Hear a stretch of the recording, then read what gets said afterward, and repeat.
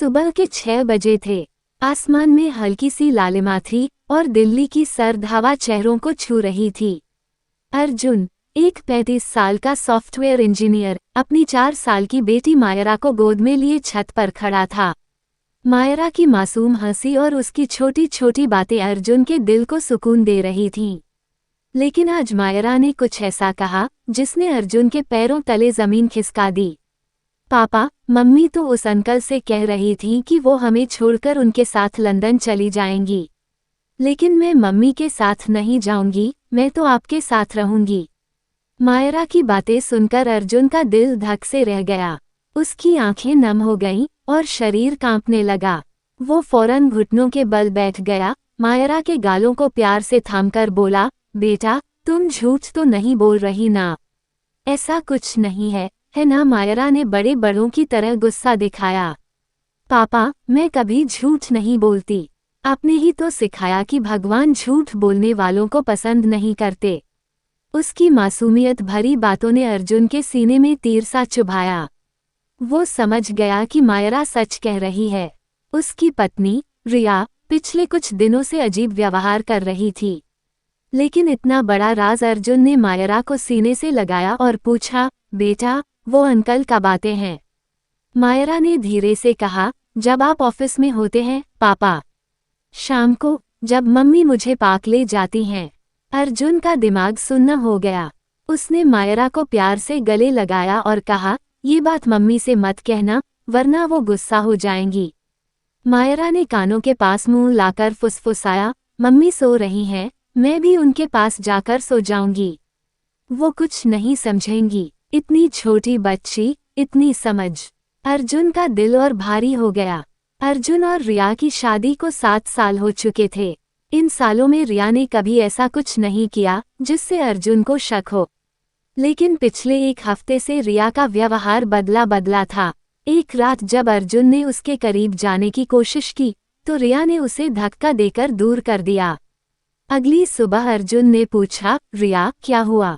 तुम ठीक तो हो? रिया बिना जवाब दिए रोने लगी और बोली, मुझे तुम्हारे साथ रहने का कोई मतलब नहीं लगता। मैं चली जाऊंगी। ये सुनकर अर्जुन स्तब्ध रह गया। उसने सोचा, शायद रिया किसी तनाव में है।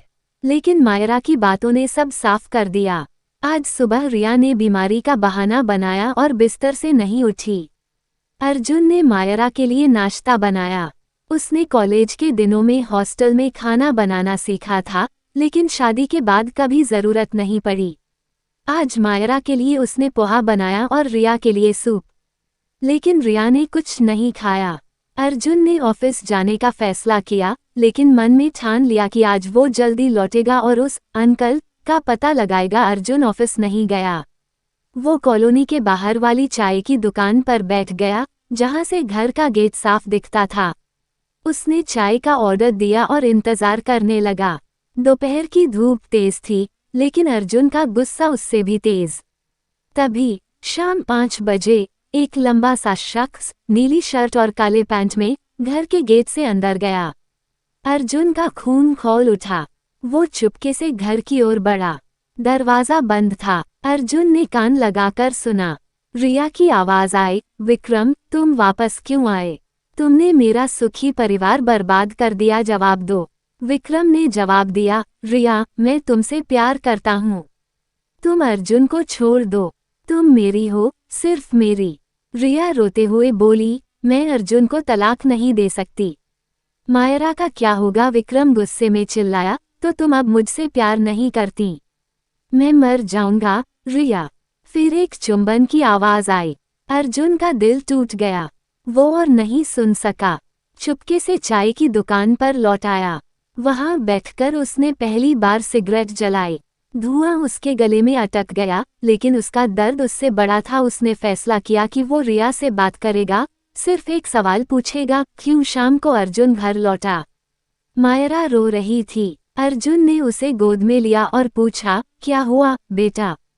मायरा ने रोते हुए कहा, मम्मी ने मुझे मारा, मैंने सिर्फ पिज्जा मांगा था। अर्जुन हैरान था। रिया ने कभी मायरा पर हाथ नहीं उठाया था। वो रिया के पास गया। रिया बिस्तर पर लेटी थी, खोई खोई। अर्जुन ने पूछा, रिया, तुमने मायरा को क्यों मारा? रिया गुस्से में बोली, मैंने अपनी बेटी को डांटा, इसमें तुम्हें क्या? अर्जुन चुप रहा। वो मायरा को लेकर किचन गया। वहाँ कुछ भी नहीं था, ना सब्जी ना प्याज। रिया ने दिन भर कुछ नहीं बनाया, ना ही खाया। अर्जुन ने मायरा के लिए मैगी बनाई और उसे खिलाया। फिर वो मायरा को लेकर बाजार गया। रास्ते में मायरा बोली, पापा, मम्मी उस अंकल को भी पापा कहती हैं। क्यों? अर्जुन के पास कोई जवाब नहीं था। उसका दिल और भारी हो गया। बाजार से लौटते वक्त उसने रिया के लिए उसकी पसंदीदा चॉकलेट आइसक्रीम खरीदी। मुलायम आइसक्रीम मायरा को देकर कहा, जा मम्मी को दे दो।